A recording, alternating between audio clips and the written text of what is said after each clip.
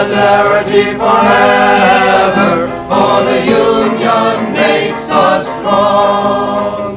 They have taken untold millions that they never toiled to earn, but without our brain and muscle, not a single wheel can turn. We can break their haughty power, gain our freedom when we learn that the Union makes us strong. Hi. I'm not here tonight to entertain you. No, I'm here to provide my half of a dialogue for survival. Since I'm a stranger to most everyone in the room, that would be everybody except my wife, my half of this dialogue for survival will take more than a little minute. Getting it started is my job this evening. The first half of your job is to listen. Then the second half involves a choice. Either you decide, nah, this dialogue for survival business just doesn't interest me. Whatever the reason, that choice is legitimate if that's the best choice for a particular individual. The second possibility happens when you say, well golly, this fellow's dialogue for survival sounds pretty interesting, important, whatever.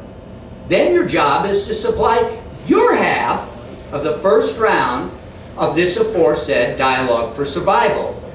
To get to what this dialogue contains, I'll first tell you about me. I'm a grassroots journalist, public intellectual, and general assailant of the powers that be. An ambassador without portfolio, so to speak, of radical reform and revolution. Anyone who wants to check out my bona fides need only ask. My email is available, passed it around to people, and I'll send my resume to all and sundry. In particular, my work has revolved around the presently unsuccessful, some would say that miserably failing is more apt, objective of building people's information networks, especially a Southern People's Information Network and a Southeast review of media, culture, and politics. These efforts bring me here now to uphold a half of what makes us human, a conversational exchange, the dialogue for survival that I've been talking about and what will now proceed to unveil. The thing about this society today, we may call it American society, the United States of America, the core territories of imperial world capitalism, or any other name that we mutually agree is apropos. But the salient point about it is that it is, top to bottom, horseshit. That is to say that, at the very, very best, its surface institutional, collective, and policy representations are, without one single exception, toxic, hypocritical, inauthentic, noisome, garbage. A Princeton professor whose politics don't mesh well at all with mine nonetheless nailed this quality of the vaunted American way. Quote, one of the salient features of our culture, he likes that word too, I forgot that, Jesus, is that there is so much bullshit. Everyone knows this. Each of us contributes his share, but we tend to take the situation for granted. Most people are rather confident of their ability to recognize bullshit and avoid being taken in by it. So the phenomenon has not aroused much deliberate concern or attracted much sustained inquiry. This intentionally deceptive inauthenticity, bullshit, comes to pass for many reasons.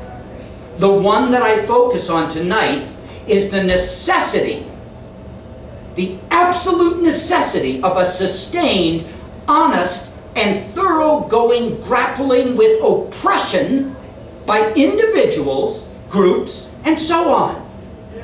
I'm optimistic that most or even all of the occupants of this room, sparse as it may be at the moment, right, manage to sustain some relatively high degree, compared with the rest of our cousins nearby, of authenticity.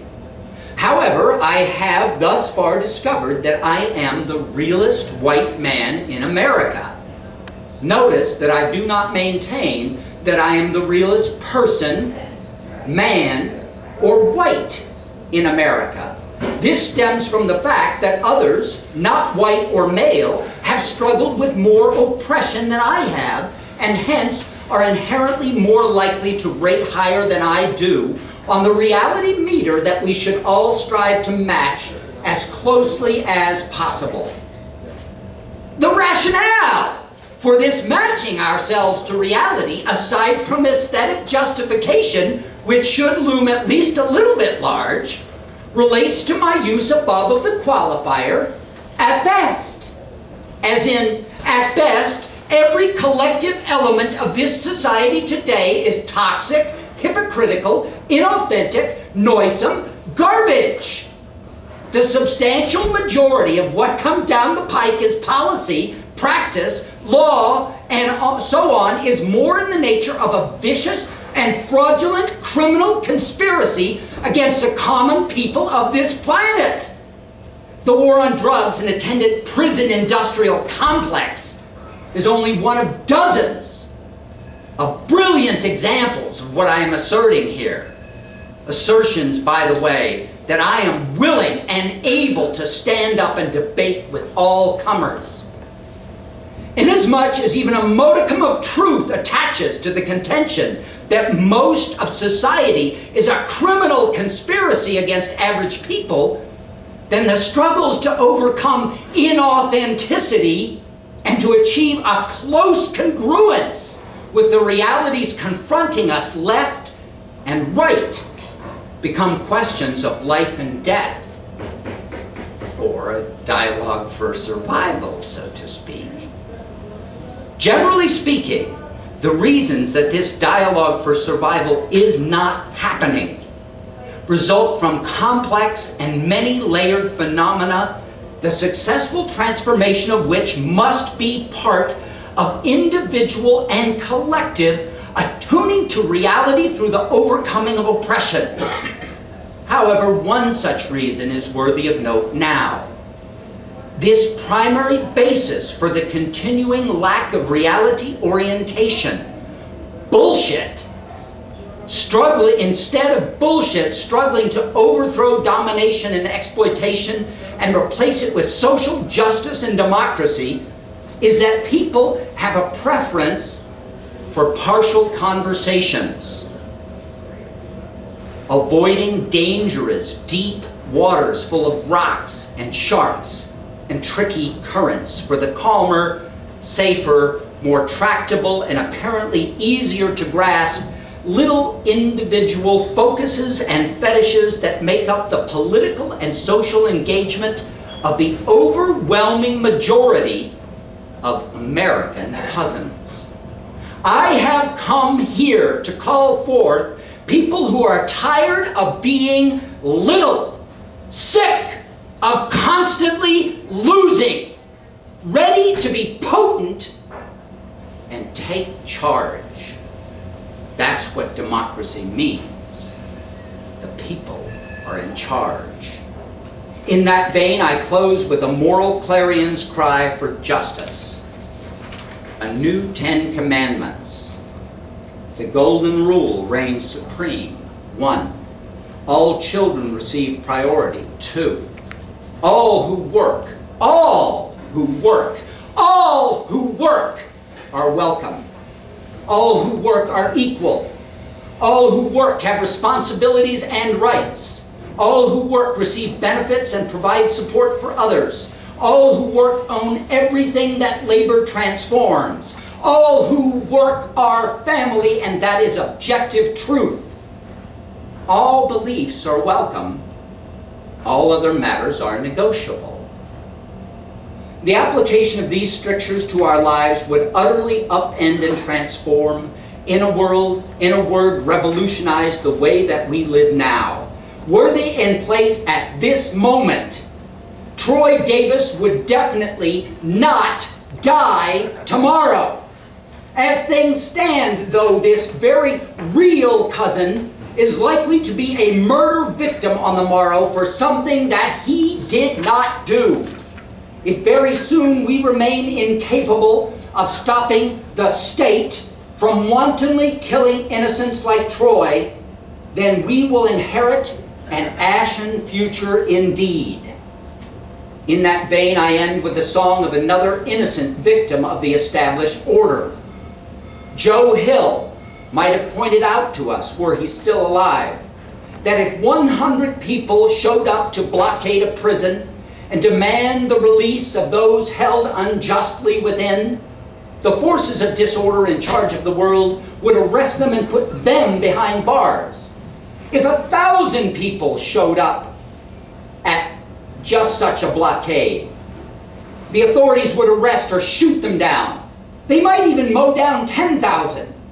But would they so easily be able to subvert the popular will of 100,000 or 1,000,000 citizens who showed up at the prison gates and demanded, with Moses, "Let my people go"? Think about it. In any event, until we have the capacity and the will to manifest just such a potent expression of majority rule, then we will never be able to say, as the preacher did before he too was cut down, "Free at last, free at last, thank God Almighty, I'm free at last." And now a little bit from Joe Hill, who didn't follow that God Almighty stuff.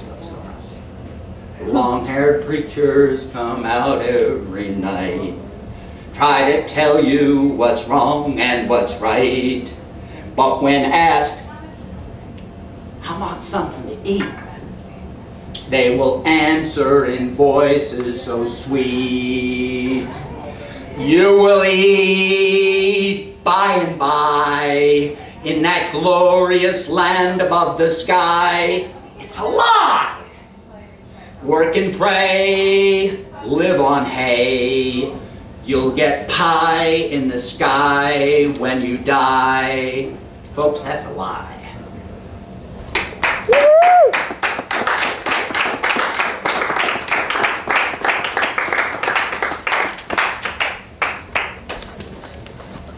Everybody, put your hands together again for Jim Hickey.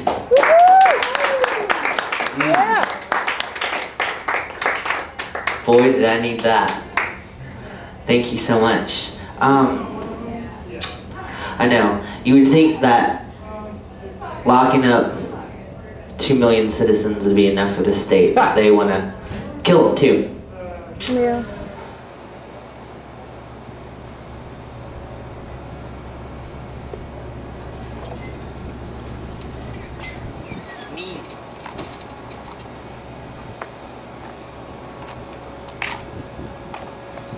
Silly himbo. You're silly. No, you're trying to get like a thing here. See. Oh, establishing shot. Yeah. She With like 2 minutes.